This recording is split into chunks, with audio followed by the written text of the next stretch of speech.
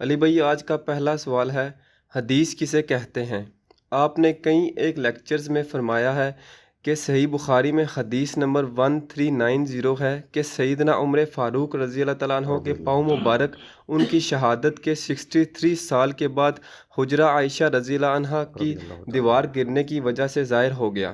اس واقعے کو حدیث کیسے کہہ سکتے ہیں، کیونکہ اس میں نبی صلی اللہ علیہ وآلہ وسلم کا تو کوئی فرمان موجود ہی نہیں ہے؟ دیکھیں جی، علم حدیث کی روح سے محدثین رحمہم اللہ اسے حدیث ہی قرار دیتے ہیں، اور یہ بات ہمارے علماء کو پتہ ہے۔ وہ پبلک کو نہ بتائیں یہ الگ بات ہے، ورنہ علم حدیث کا جو ادنا سا اسٹوڈنٹ ہے وہ جانتا ہے کہ نبی صلی اللہ علیہ وآلہ وسلم کے اپنے فرامین بھی حدیث کی کتابوں میں حدیث کی نمبرنگ کے ساتھ لکھے جاتے ہیں۔ صحابہ اکرام علیہم رضوان کے اقوال بھی حدیث کی نمبرنگ کے ساتھ لکھے جاتے ہیں۔ ایون تابعین رحمہم اللہ اجمعین کے اقوال بھی حدیث کی نمبرنگ کے ساتھ لکھے جاتے ہیں۔ حدیث کا جو لغوی معنی ہے نا ڈکشنری کے اندر، وہ ہے نئی چیز، کلام، گفتگو، بات کرنا، یہ سارے اس کے معنی ملتے ہیں۔ حتیٰ کہ قرآن حکیم میں قرآن کو بھی حدیث کہا گیا ہے۔ سورہ الزمر کی آیت نمبر 23 ہے، اعوذ باللہ من الشیطان الرجیم، بسم اللہ الرحمن الرحیم، اللہ نزل احسن الحدیث کتابا متشابہا مثانیہ، اللہ ہے جس نے نازل کیا بہترین حدیث کو، یعنی قرآن کو، بہترین بات، کتابا متشابہا مثانی، یہ ایسی کتاب ہے جس کی آیات ملتی جلتی ہیں اور بار بار دہرائی جانے والی آیات ہیں۔ تو یہ آیت اس بات کا ثبوت ہے کہ حدیث کا ورڈ قرآن کے اوپر بھی بولا گیا ہے۔ اسی کو سپورٹی وہ حدیث ہے صحیح مسلم کی، بڑی مشہور حدیث ہے، انٹرنیشنل نمبرنگ کے مطابق 2005 نمبر 2005 نمبر حدیث ہے صحیح مسلم میں، اور مشکات کے اندر بھی وہ حدیث موجود ہے۔ اور اس حدیث کے راوی ہیں امام جعفر صادق رحمہ اللہ تعالی، وہ اپنے باپ امام محمد باقر رحمہ اللہ سے روایت کرتے ہیں، اور وہ سیدنا جابر بن عبداللہ رضی اللہ تعالیٰ عنہ سے، کہ اللہ کے محبوب صلی اللہ علیہ وآلہ وسلم جب کبھی بھی خطبہ دیتے تو آپ صلی اللہ علیہ وآلہ وسلم کی آواز بلند ہو جاتی، آنکھیں سرخ ہو جاتی، غصے میں اضافہ ہو جاتا، جیسا کہ کوئی جرنیل اپنی فوج کو تیار کر رہا ہو، اور آپ علیہ السلام فرماتے کہ میں اور قیامت اس طرح ساتھ بھیجے گئے ہیں جس طرح یہ 2 انگلیاں، اور پھر آپ علیہ السلام فرماتے اما بعد فإن خیر الحدیث کتاب اللہ، آگاہ ہو جاؤ کہ سب سے بہترین حدیث اللہ کی کتاب ہے، وخیر الہدی ہدی محمد صلی اللہ علیہ وآلہ وسلم، اور سب سے ہدایت یافتہ راستہ محمد صلی اللہ علیہ وآلہ وسلم کا ہے، وشر الامور محدثاتها وکل محدثۃ بدعہ وکل بدعۃ ضلالہ وکل ضلالۃ فی النار۔ کچھ الفاظ صحیح مسلم کے ہیں، کچھ سنن نسائی کے ہیں، کچھ ترمذی میں ہیں، کہ بدترین کام وہ ہیں جو دین میں خود سے داخل کیے جائیں، اور اس طرح کی تمام کام جو ہیں وہ بدعات ہیں، اور تمام بدعات گمراہیاں ہیں، اور تمام گمراہیاں دوزخ میں لے جانے والی ہیں۔ اللہم اجرنا من النار۔ تو آپ علیہ السلام کے ہر خطبے کے آغاز میں ہوتا تھا کہ سب سے بہترین حدیث اللہ کی کتاب ہے۔ تو یہ میں اس لیے بتا رہا ہوں کہ حدیث کا لفظ عام بندے کو اگر بتایا نا کہ قرآن بھی حدیث ہے، تو وہ تو اس پہ بھی پریشان ہو جائے گا، جیسے کہ اسے کسی صحابی کا قول یا تابعی کا قول حدیث کہہ کے بیان کیا جائے۔ ہمارا علمی شغف ہوتا نہیں ہے، ہم فوراً فتویٰ لگا دیتے ہیں، اور اکثر اوقات ہمیں بیسک علم حدیث کا نالج نہ ہونے کے باوجود ہم بڑے اعتماد کے ساتھ بات کر دیتے ہیں، یہ کیا کہہ دیا جی۔ تو ہمیں پہلے ایجوکیٹ ہونے کی ضرورت ہے، کتابوں کے ساتھ جوڑنے کی ضرورت ہے، جو ہم آپ سے بار بار آپ کو جوڑتے ہیں کہ مرنے سے پہلے اے مسلمان کر لے اس پہ غور، کتابوں کا خدا اور ہے، بابوں کا خدا اور۔ اچھا، اب میرے بھائیوں، یہ جو حدیث کا ورڈ نبی صلی اللہ علیہ وآلہ وسلم کے ریفرنس سے آپ علیہ السلام کے مبارک زمانے میں ہی اسٹیبلش ہو گیا تھا کہ آپ کے جو فرامین ہیں ان کو حدیث کے ورڈ کے طور پر استعمال کیا جاتا تھا. آپ علیہ السلام نے خود بھی اپنے فرامین کو احادیث ہی قرار دیا ہے. صحابہ کرام علیہم رضوان جب کچھ نبی علیہ السلام کی طرف سے بیان کرتے تو اس کے لیے حدیث کا ورڈ ہی بولتے. صحیح بخاری میں آپ کو کتاب العلم چیپٹر میں حدیث مل جائے گی. امام بخاری نے کتاب العلم چیپٹر میں ایک پورا باب باندھا ہے کہ نبی علیہ السلام کے مبارک زمانے میں حدیثیں لکھی بھی جاتی تھی. منکرین حدیث کا انہوں نے رد کیا ہے اور اس میں پوری سند کے ساتھ یہ بات لے کے آئے ہیں کہ سیدنا ابو ہریرہ رضی اللہ تعالیٰ عنہ کہتے ہیں کہ مجھ سے زیادہ احادیث عبداللہ بن عمر بن عاص کے پاس ہے، کیونکہ میں حدیثیں زبانی یاد رکھتا ہوں اور وہ حدیثیں لکھ لیتے ہیں. تو اس میں احادیث کا لفظ موجود ہے، یعنی نبی علیہ السلام کے زمانے میں یہ لفظ اسٹیبلش تھا.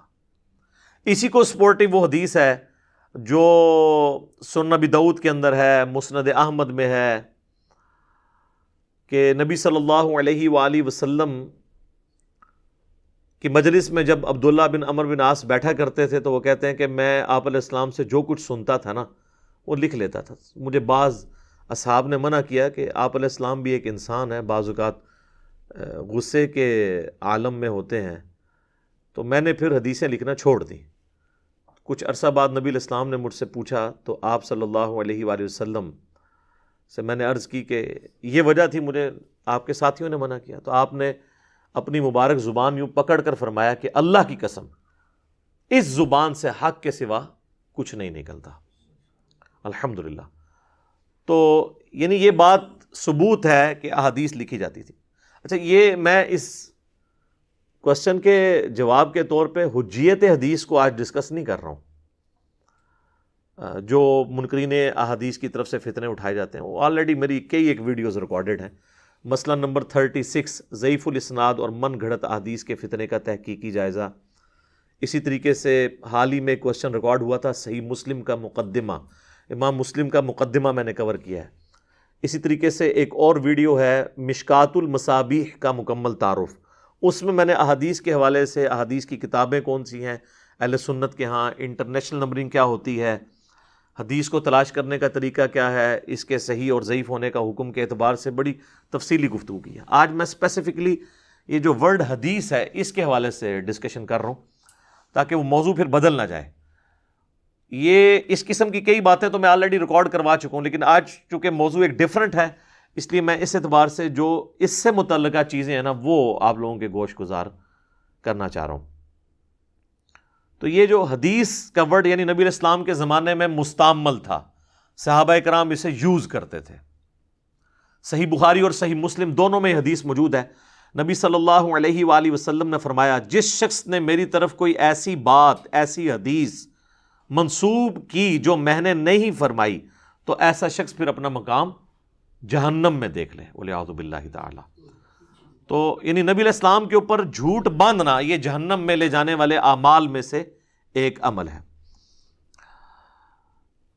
اسی طریقے سے صحیح مسلم میں مقدمہ کے اندر، مقدمے میں صحیح مسلم کے ایک حدیث موجود ہے. نبی صلی اللہ علیہ وآلہ وسلم نے فرمایا کہ آخری زمانے میں ایسے لوگ آئیں گے جو تم سے ایسی ایسی احادیث بیان کریں گے جو تمہارے آباء و اجداد نے بھی نہیں سنی ہوں گی. اور اس میں آپ نے الفاظ استعمال کیے کہ ایسے دجال اور گمراہ لوگ آئیں گے، وہ ایسی ایسی احادیث بیان کریں گے جو تمہارے آباء و اجداد نے بھی نہیں سنی ہوں گی. ان سے بچنا، وہ کہیں تمہیں فتنے میں مبتلا نہ کر دیں، کہیں تمہیں گمراہ نہ کر دیں. یہ دونوں الفاظ آپ علیہ السلام نے استعمال کیے. اور یہ امام مسلم نے مقدمے میں یہ حدیث لی یہ چیز بتانے کے لیے کہ حدیثیں گھڑی جا رہی ہیں، کیونکہ یہ سلسلہ تو یہ صحابہ کے دور کے اندر ہی شروع ہو گیا تھا. ظاہر ہے کہ اسلام نے رومن اور پرشین امپائر کو گرایا ہوا تھا، وہاں کی عوام الناس میں اسلام کے خلاف نفرت پائی جاتی تھی، تو انہوں نے اپنی دشمنی اتارنے کے لیے سارے معاملات کیے. یہ تو اللہ کی کروڑوں رحمتیں ہوں محدثین کے اوپر جنہوں نے بڑی محنت کر کے صحیح اور ضعیف کا فرق کر کے چیزوں کو بڑی محنت کے ساتھ اسناد کے ساتھ جمع کیا. تو یہ امام مسلم یعنی یہ آج کے زمانے کی بات نہیں، وہ اس زمانے میں بھی سمجھتے تھے کہ حدیثیں گھڑی گئی ہیں. اور میں نے مسلم کا جو مقدمہ کور کیا اس میں آپ دیکھیں میں نے اس طرح کی کئی ایک باتیں کور کی ہیں، یعنی میری زندگی کے اہم ترین لیکچرز میں سے ہے وہ صحیح مسلم کا مقدمہ. اس میں ساری کرٹیکل جو چیزیں تھیں میں نے وہ ایک ایک کر کے کور کی ہیں. تو بعض اوقات لوگ سمجھتے ہیں کہ یہ شاید وہ پکڑ کے ہم پہ فٹ کرنا شروع کر دیتے ہیں کہ جی ایسے لوگ آئیں گے جو ایسی حدیثیں بیان کریں گے جو ہمارے آباء و اجداد نے نہیں سنی ہوں گی. اور ان کے آباء و اجداد جن کے آباء و اجداد نے نہ کبھی قرآن ترجمے سے پڑھا، عربی سیکھنا تو بڑی دور کی بات ہے، نہ کبھی بخاری کی شکل دیکھی. بخاری کا پہلا ترجمہ تو 8 سے 100 سال پہلے ہوا ہے، پہلے تو عربی میں تھی. تو وہ لوگ کہتے ہیں یہ ان کے بارے میں نہیں ہے جو آپ کو کہتے ہیں کہ آپ کے بزرگوں نے یہ دیکھیں قرآن کا ترجمہ کیا ہے اور یہ آپ کے بزرگوں نے بخاری مسلم کا ترجمہ کیا ہے، دیکھیں اس کے اندر کیا لکھا ہوا ہے. تو وہ تو ظاہر دجال نہیں ہوں گے کیونکہ ترجمہ کرنے والے تو آپ کے علماء ہیں، ہم تو صرف بیچ میں مڈل مین ہیں. تو یہ نہ ہو کہ جو بخاری مسلم سے حدیثیں پیش کر رہا ہے اس کو ہی کہنا شروع کر دیں کہ ہمارے آباء و اجداد نے نہیں سنی. ان آباء و اجداد سے مراد ہیں جو اہل علم ہے، جن کے آباء و اجداد نے قرآن ہی نہیں ترجمے سے پڑھا. بخاری مسلم بیچاروں نے کہاں سے پڑھنی ہے، بلکہ وہ جن علماء کے پاس اٹھتے بیٹھتے تھے وہ بھی اپنے بزرگوں کی کتابیں پڑھتے رہے، تو ان کے بارے میں نہیں ہے. تو میں ساتھ ساتھ جو ہے نا وہ کنسیپٹ کلیئر بھی کر دیتا ہوں کسی کے دماغ میں کوئی بات آ جائے. تو اس میں بھی الفاظ ہیں کہ ایسی ایسی احادیث بیان کریں گے. تو یہ اس بات کا ثبوت ہے کہ لفظ حدیث احادیث یہ نبی علیہ السلام نے خود اپنی مبارک زبان سے استعمال کیا، آپ کے صحابہ نے اسے یوز کیا، تابعین نے یوز کیا، اور اس کے اوپر اجماع ہے. اہل سنت اہل تشیع سب نبی علیہ السلام کے افعال کو، آپ علیہ السلام کے اقوال کو، آپ کے اعمال کو جو کتابی شکل میں ہم تک ٹرانسفر ہوئے ہیں اس کے لیے حدیث کا لفظ بولتے ہیں. ایک تو ہے سنت. سنت اور حدیث میں ایک فرق ہے. آج کی ڈیٹ میں سنت اور حدیث انٹرچینجبل الفاظ ہیں، یہ بھی ذرا ذہن میں رکھیے گا. نبی علیہ السلام کے مبارک زمانے میں چونکہ لوگ اپنی کرائمنگ کے اوپر ناز کرتے تھے تو وہ چیزوں کو زبانی یاد رکھتے تھے، اور پھر ان کا سورس آف نالج نبی علیہ السلام کو دیکھنا بھی تھا. آپ علیہ السلام جب دنیا سے چلے گئے تو پھر خلفائے راشدین اور صحابہ کو لوگ دیکھ کے علم حاصل کرتے تھے. یعنی ان کو تو حدیث کی کتابیں پڑھنے کی ضرورت نہیں تھی نماز کا طریقہ سیکھنے کے لیے، وہ تو ڈائریکٹ دیکھتے تھے کہ صحابہ کرام نے کیسے نماز پڑھی، ویسے پڑھنا شروع کر دیتے تھے تابعین، اور اس طریقے سے چیزیں ٹرانسفر ہوتی تھی. یہ تو 30ویں صدی ہجری کے اندر آ کے اللہ تعالیٰ نے امت کے جو خیر خواہ محدثین تھے ان کو یہ بات سجھائی کہ بھائی یہ آپ اس ریکارڈ کو ریٹن فارم میں لے آئیں، ورنہ یہ آہستہ آہستہ لوگ امت کے وسیع تر مفاد میں دین میں اپنی طرف سے بدعت داخل کریں گے. جس طرح آپ دیکھیں سب کانٹیننٹ میں پچھلے 100 سال کے اندر کتنی چیزیں دین میں داخل ہو چکی ہیں. تو یہ اللہ کا شکر ہے کہ دین آج سے آلموسٹ سنت جو دین کا ایک جزو لازم ہے قرآن کے بعد، وہ آج سے 1200 سال پہلے کتابوں میں فریز ہو گئی ہے. آج بخاری اور مسلم آپ کو 1200 سال کا سفر طے کروا دیتے ہیں. یہ آج سے 1200 سال پہلے دین کیا تھا. ان 1200 سال میں جو ہزاروں بدعات اور ہزاروں عقائد کی خرابیاں اسلام کے اندر داخل ہوئی ہیں وہ سب کی سب آپ دور کر کے ڈائریکٹ 1200 سال پہلے سنت کے حوالے سے پہنچ سکتے ہیں. قرآن میں تو الحمدللہ ہمارے پاس عقائد محفوظ ہیں، سنت کی میں بات کر رہا ہوں. تو یہ تو محدثین کا احسان ہے کہ انہوں نے ایک علم کو اس اعتبار سے فریز کر دیا کہ آپ 1200 سال کی چھلانگ لگا سکتے ہیں. یعنی اگر میں بتاؤں بخاری مسلم میں یہ لکھا ہے تو میں آپ کو 1200 سال پہلے جو دین موجود تھا دنیا میں وہ بتا رہا ہوں. تو اس کے بیچ میں جو کچھ داخل ہوا ہے اس کو آپ سائڈ پہ کریں. تو سنت جو ہے وہ سنت ہی کا ریٹن ریکارڈ محدثین نے جمع کیا ہے. صحابہ نے نبی علیہ السلام سے سیکھا، تابعین نے صحابہ سے، تبع تابعین نے، اس طریقے سے تبع تابعین کے دور کے اندر یہ سب کچھ اسٹیبلش ہو گیا.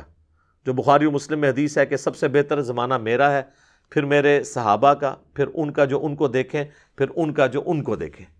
یعنی نبی علیہ السلام نے ان زمانوں کی تعریف فرمائی ہے، اپنے بعد صحابہ، تابعین اور تبع تابعین. تو یہ آلموسٹ 300 سال کا پیریڈ جو ہے اس کے اندر حدیث کی ساری کتابیں لکھی جا چکی تھی. تو یہ امت پہ احسان ہے. تو جو لوگ کہتے ہیں نا جی سنت اور حدیث میں فرق ہے، جی وہ سنت ہے عملی تواتر سے چلتی ہے. سر سنت عملی تواتر سے چلتی ہے اس صورت میں جب سنت وہ ہو جس پہ اجماع امت ہو. مثلا نمازیں 5 ہیں، سنی شیعہ اور باقی تمام ان کے آف شوٹس کا اتفاق ہے. نماز قبلہ رخ پڑھنی ہے، اتفاق ہے. ہم تو مانتے ہیں کہ اجماع امت اور جو سنت عملی تواتر سے ٹرانسفر ہو رہی ہے وہ اتنی بڑی دلیل ہے کہ قرآن کی اتھینٹسٹی بھی وہی ہے. آج کی ڈیٹ میں ہمارے سامنے تو قرآن نازل نہیں ہوا، ہم بھائی کیسے پتا چلا کہ اللہ کی کتاب ہے؟ اجماع سے اور سنت سے ٹرانسفر ہوا ہے نسل در نسل. تو جس سنت کو ہم قرآن کی اتھینٹسٹی اس سنت کے اوپر ڈیپینڈنٹ ہے، تو اس سنت سے جو چیزیں ہم تک پہنچ رہی ہیں ہم ان کو مانتے ہیں. ہمیں کوئی صحیح حدیث بھی آپ لا دینا جو سنت کے خلاف ہو، ہم اسے ایکسیپٹ نہیں کریں گے. اور یہ میری اپنی بات نہیں ہے، امام شافعی کا قول ہے صحیح سند کے ساتھ، انہوں نے خود اپنی کتاب میں لکھا ہے، سند کی تو ضرورت نہیں ہے، کہ اگر مجھے خبر واحد ایسی ملے جو اجماع امت اور سنت کے خلاف ہو، چاہے وہ حدیث صحیح بھی ہو، اس کو ایکسیپٹ نہیں کیا جائے گا، یا تو اسے منسوخ تصور کیا جائے گا یا اس کی پھر سند کے اندر کوئی کلام ہوگا. اس لیے کہ امت ایز اے ہول گمراہ نہیں ہو سکتی. اللہ نے گارنٹی لی ہے نا، المستدرک للحاکم میں صحیح سند کے ساتھ حدیث ہے. بلکہ قرآن میں بھی جو آیت نمبر 115 ہے نا سورۃ النساء کی، جس میں کہا گیا کہ مومنین کے راستے کو آپ نے اڈاپٹ کرنا ہے، امام شافعی کہتے ہیں یہ آیت ثبوت ہے اجماع کی حجیت کے اوپر. اس کو سپورٹو المستدرک للحاکم کی حدیث ہے 399 نمبر کے، نبی علیہ السلام نے فرمایا میری امت کبھی بھی گمراہی پر جمع نہیں ہوگی، جماعت پہ اللہ کا ہاتھ ہے. تو اس سے مراد ہے اجماع امت، جب پوری امت ایک بات کر رہی ہو، پوری امت. اگر چند اہل علم بھی اختلاف کر دیں گے نا بڑے لیول کے، اجماع ٹوٹ جائے گا. مثلا یہ لوگ کہتے ہیں جی وہ 4 مسلوں پہ اجماع ہوا تھا، جو سلطنت عثمانیہ نے تلوار کے زور پہ خانہ کعبہ میں 4 مسلح آلموسٹ 400 سال تک ڈال کے رکھے. سعودی حکومت نے آ کے اٹھائے، اللہ کا شکر ہے 100 سال ہو گئے ہیں، دنیا میں سکون آ گیا. ورنہ آج کل جو گورے مسلمان ہوتے ہیں وہاں جا کے حج کرنے کے لیے جاتے ہیں تو وہ پریشان ہوتے ہیں کہ میں نے کس امام کے پیچھے نماز پڑھنی ہے. اور وہ تو چاروں بیک وقت نمازیں ہو رہی ہوتی تھی، ایک رکوع میں جا رہا ہوتا تھا، دوسرا سجدے سے اٹھ رہا ہوتا تھا، پتہ ہی نہیں تھا چلتا. عجیب انہوں نے تماشا ڈالا ہوا تھا، اور یہ کنکلوڈ کر بیٹھے تھے کہ اجماع امت ہے. لیکن اہل علم اس وقت بھی چیختے تھے کہ یار یہ کیا مسلمانوں کی جمعیت توڑ رہے ہو. تو اجماع دیکھا کیا ہے، ایسے اٹھا کے امت نے پرے پھینکا ہے. تو اجماع ہوتا تو کبھی نہ ٹوٹتا، وہ اجماع ہے ہی نہیں تھا. اجماع ہوتا جب پوری امت ایک بات کرے، پوری امت یہ کہہ رہی ہے کہ مردے قبلہ رخ دفنائے جائیں گے، یہ اجماع امت ہے. پوری امت کہہ رہی ہے کہ فرض کی 17 رکھتے ہیں، 2 فجر 4 ظہر 4 عصر 3 مغرب 4 عشاء. پوری امت کہہ رہی ہے کہ قرآن یہ 2 گتوں کے درمیان یہی مصحف ہے. دنیا کا آپ کوئی مسلمان اٹھا لیں، کسی بھی مکتب فکر سے تعلق رکھے، وہ قرآن اسی کو مانتا ہے. یہ ہے اجماع امت، یہ ہے سنت. اس سے کوئی حدیث بھی ٹکرائے نہیں ایکسیپٹیبل ہوگی. لیکن سر یہ ہوگا ہی نہیں کہ صحیح احادیث جو ہماری مین سٹریم کی کتابوں میں وہ سنت سے کبھی ٹکرا جائے. لیکن اگر سنت جو ہے وہ لال پیلی زرد اور ہر جگہ کی اپنی ہو تو پھر سنت تو نہیں ہوگی نا. مثلا رائے ونڈ میں اجتماعی دعا کرنا تو درست نہ ہو، رائے ونڈ سے باہر نکلے تو دیوبندیوں کی مسجد میں فرض کے بعد اجتماعی دعا درست ہو جائے، اور فرض کے بعد اجتماعی درست لیکن جنازے کے بعد دیوبندی کے یہ ثابت نہیں ہے، اور فرض کے بعد جو کر رہے ہیں وہ بھی ثابت کوئی نہیں ہے، وہ بریلویوں کے نزدیک درست ہو جائے. تو سنت جو ہوتی ہے نا وہ پوری دنیا میں ایک ہوتی ہے، بدعت مختلف ہوتی ہے. تو جب اس طرح کا جو جس کو یہ سنت کہہ رہے ہوتے ہیں اصل میں وہ بدعت ہوتی ہیں، اس کو پھر چیک کریں گے ہم 1200 سال پرانے علم کے اوپر احادیث کی کتابوں پہ کہ کیا 1200 سال پہلے بھی یہی باتیں ہوتی تھی. کیونکہ اختلاف آیا، اور اللہ کے فضل سے جہاں پہ اختلاف نہیں ہے نا وہ من نوعاً وہی باتیں بخاری و مسلم میں اسی طریقے سے موجود ہوں گی. یہ مزے کی بات ہے. یہ کہتے ہیں جی اگر کوئی حدیث آ جائے جو اجماع کے خلاف ہو، پہلے وہ حدیث لے کے تو آئے نا، ایویں کہانیاں تھیوریٹیکل باتیں. ٹھیک ہے، اگر کوئی ایسی مچھلی آ جائے جو ہوا میں بھی زندہ رہتی ہو، سر وہ پہلے لے کے تو آئیں، آپ بات تو وہ کریں. اگر کوئی حدیث آ جائے جو قرآن سے ٹکراتی ہو، سر وہ لے کے تو آئیں نا، قرآن سے ٹکراتی بھی ہے کہ نہیں، آپ اپنا لقمہ اس کے منہ میں ڈال رہے ہیں. تو یہ حدیث کے اعتبار سے یہ علم حدیث ایک پورا ایک سمجھ لیں امت پہ محدثین نے بڑی محنت کر کے اللہ تعالیٰ نے ان سے یہ کام لیا ہے. تو اس کو ہلکا نہیں جاننا چاہیے، ورنہ انسان اپنے ایمان کی فکر کرے. خیر اب یہ میں نے ایک ضمناً کچھ باتیں کر دی ہیں، باقی میری جاوید احمد غامدی صاحب کے نظریات کے اوپر ایک ویڈیو ریکارڈ ہوئی ہے، مجلس نمبر 96، وہ آپ ضرور دیکھیں. اس میں نے کئی ایک باتیں اس سے ریلیٹڈ کی ہیں، وہ آج ٹاپک نہیں ہے اس لیے میں اس کو سکپ کرتا ہوں. سنت کی حجیت کے حوالے سے اور حدیث اور سنت کو جو وہ ٹکروانے کی کوشش لوگ کرتے ہیں، بعض کچھ چیزیں غامدی صاحب پہ خام خواہ تھوپی ہوئی ہیں، کچھ چیزیں واقعی ان سے مس ہینڈل ہوئی ہیں، ہم نے اس کو آئیڈینٹیفائی کیا. تو یہ احادیث کا لفظ صحابہ نے تابعین نے یوز کیا، کیونکہ نبی علیہ السلام خود اپنے فرامین کے لیے احادیث کا ورڈ استعمال کیا کرتے تھے۔ اب احادیث کی مینلی ہیں 3 کیٹیگریز، جو یہ پوچھ رہے تھے نا سوال کے اندر بھی کہ یہ حدیث کیسے ہو گئی۔ حدیث کی ہیں 3 کیٹیگریز۔ ایک حدیث ہے حدیث مرفوع، جو نبی علیہ السلام تک بلند کی جائے۔ اچھا، دوسری ہے حدیث موقوف، جو موقوف ہو صحابہ تک، یعنی صحابہ کرام تک وہ موقوف ہو، نبی علیہ السلام کا ذکر خیر وہ نہ کر رہے ہوں، اس میں اپنے ریفرنس سے وہ بیان کر رہے ہوں۔ اور تیسری ہے حدیث مقطوع، جو تابعین یا ان سے نیچے تبع تابعین کے اقوال یا ان کے اعمال ہوں گے۔ تو یہ 3 کیٹیگریز، حدیث مرفوع، حدیث موقوف، حدیث مقطوع۔ سر ہم آپ کو تھوڑے سے ٹائم میں نا پورا علم حدیث، جو 8 سال میں بھی علماء نہیں نا سیکھ سکتے، وہ انشاءاللہ آپ کو سمجھ آ جائے گا اگر آپ یہ بنیادی باتیں سمجھ لیں۔ اب حدیث جو مرفوع ہے اس کی پھر آگے 4 اقسام ہوں گی، اور باقی 3 کیٹیگریز جو ہے نا اس کے ساتھ، جو باقی 2 کیٹیگریز ٹوٹل 3، ان کی بھی 4 اقسام ہوں گی۔ حدیث مرفوع کے اندر حدیث قولی آئے گی، نبی علیہ السلام کا فرمان۔ حدیث فعلی، جو آپ علیہ السلام نے کر کے دکھایا، فعل۔ حدیث تقریری، آپ کے سامنے کوئی کام ہوا اور آپ نے خاموشی اختیار کر لی، تو وہ بھی دین ہو گیا، کیونکہ نبی پہ واجب ہوتا ہے غلط کام کو ٹوکنا۔ آپ تو حکمت کا شکار ہو سکتے ہیں کہ جی وسیع تر مفاد میں خاموشی اختیار کر لیں، کہیں ناراض نہ ہو، ہم بعد میں بتا دیں گے اسے۔ نبی یہ نہیں کر سکتے، کیونکہ نبی نے تو بالکل دین کو واضح پیش کرنا ہوتا ہے۔ وہ اگر کسی بات پہ خاموشی کر لیں وہ دین کا حصہ بن جائے گا، اس لیے انہوں نے بولنا ہوتا ہے۔ اسی لیے جو نبی کے وارث ہیں نا، انہوں نے بھی بولنا ہوتا ہے۔ امام حسین علیہ السلام، یہ کہتے ہیں باقیوں نے بیعت کر لی تھی، حسین بھی چپ رہتے، حسین سر چپ کرتے تو وہ دین کا حصہ بن جاتا۔ اور یہ بات آل امیہ کو ایسی سمجھ دی کہ ایک حسین بیعت نہیں کر رہے تو باقی پوری سلطنت کی بیعت انہیں سپورٹ نہیں کر رہی، وہ کہہ رہے نہیں حسین بھی کرے، کیونکہ ان کو پتا تھا کہ یہ تلوار کے زور پہ ہی بیعت ہے، حسین اگر بیعت کر لیتے ہیں نا پھر ہماری ملوکیت جسٹیفائی ہو جائے گی۔ اور مجھے مولانا مودودی کا وہ قول یاد آیا، ان سے کسی نے پوچھا کہ جناب جب اتنے بڑے بڑے اصحاب نے بیعت کر لی تھی تو حضرت حسین علیہ السلام بھی بیعت کر لیتے ہیں۔ تو مودودی صاحب نے کہا کہ میں یہ پوچھتا ہوں جب حسین نے بیعت نہیں کی تھی باقیوں نے کیوں کر لی؟ سوال تو یہ ہے کہ جو آل محمد نے جب بیعت نہیں کی ہے، جس گھر سے سارا دین ٹرانسفر ہو رہا ہے، اور جن کے پیچھے نبی علیہ السلام خود کھڑے ہیں اور ان کے پیچھے اللہ کھڑا ہے، جن کا جنتی نوجوانوں کا سردار ہونا حدیث متواتر سے ثابت ہے، جب وہ نہیں ایکسیپٹ کر رہے ایک چیز کو تو باقیوں کا کرنا تو کوئی اہمیت رکھتا ہی نہیں ہے۔ وہ تو ہم نے پھر بتایا کہ یہ تو تلوار کے زور پہ ہوا ہے۔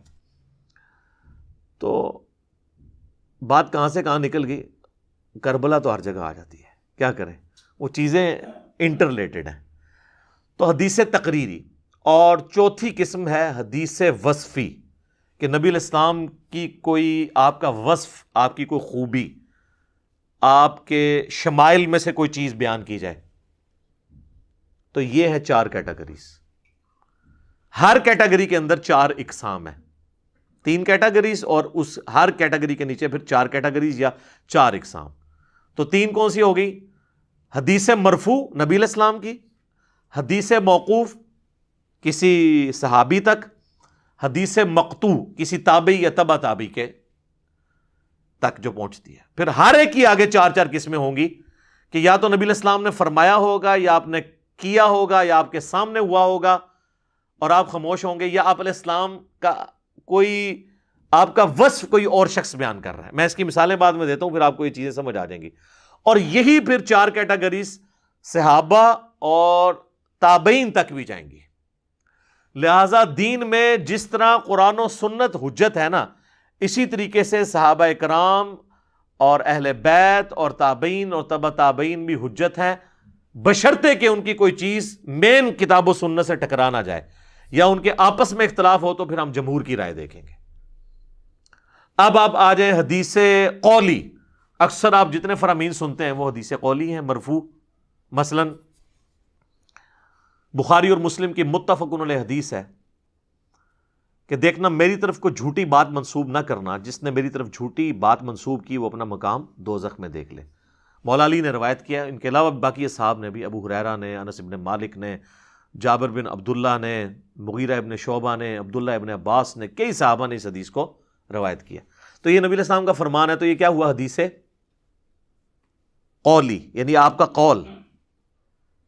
اسی طریقے سے صحیح مسلم میں 240 نمبر حدیث ہے، مولا علی کہتے ہیں کہ نبی علیہ السلام نے مجھ سے یہ عہد لیا تھا، اور پھر مولا علی اپنی بات کی دلیل میں قسم اٹھاتے ہیں کہ قسم ہے اس ذات کی جس نے دانے کو پھاڑ کر اناج کو زمین سے اگایا اور تمام مخلوقات کو پیدا کیا، نبی امی نے یہ مجھ سے عہد لیا تھا کہ اے علی تجھ سے محبت نہیں رکھے گا مگر مؤمن، تجھ سے بغض نہیں رکھے گا مگر منافق۔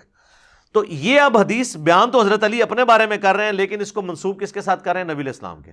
تو یہ حدیث قولی نبی علیہ السلام کی اور مرفوع حدیث ہے یہ۔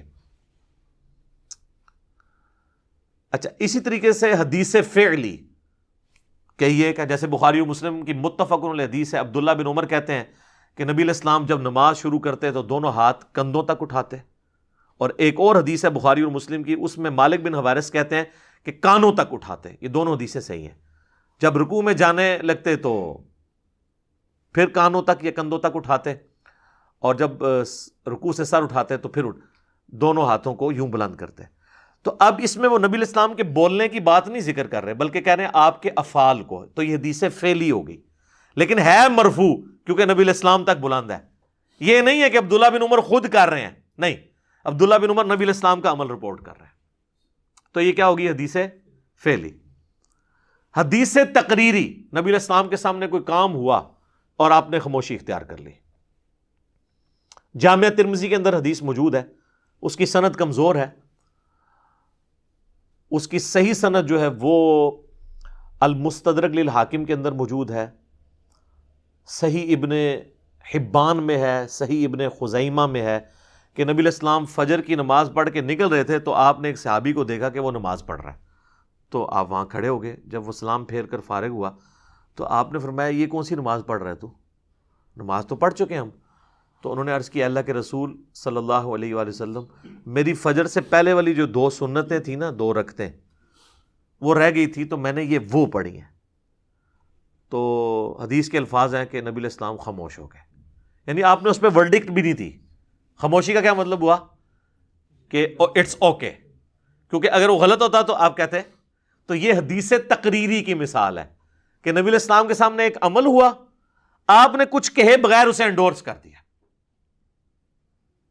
اسی طریقے سے وہ سنن ابی داؤد کے اندر حدیث ہے نا، ایک صحابیہ تھی، وہ گٹھلیوں کے اوپر اذکار کر رہی تھی، تو نبی علیہ السلام اس کے پاس آئے، آپ نے فرمایا میں تجھے اس سے بھی آسان وظیفہ بتاتا ہوں۔ پھر آپ نے اسے ایک وظیفہ بتایا۔ تو اس حدیث سے محدثین نے رزلٹ نکالا ہے کہ گٹھلیوں پہ پڑھنے کا جواز ہے، کیونکہ نبی علیہ السلام نے اسے منع نہیں کیا، کہا اس سے آسان بتاتا ہوں۔ تو یہ بھی حدیث تقریری کی ایک فارم ہے۔ چوتھی قسم حدیث مرفوع کی کیٹیگری کے اندر وہ ہے، میں نے بتائی تھی، حدیث وصفی، کہ نبی علیہ السلام کا کوئی وصف بیان ہوا ہے، جیسا کہ بخاری و مسلم دونوں میں حدیث ہے۔ ابو سعید خدری کہتے ہیں کہ نبی صلی اللہ علیہ وآلہ وسلم میں کنواری لڑکیوں سے زیادہ شرم و حیا تھی، اور آپ کو اگر کوئی بات ناگوار ہوتی تھی نا تو ہم آپ کے چہرے سے پہچان لیتے تھے۔ اچھا، جو دل کے صاف لوگ ہوتے ہیں نا، یا بہت آؤٹ سپوکن لوگ ہوتے ہیں، وہ ان کے چہرے پہ آپ فوراً ناگواری کے آثار نظر آئیں گے۔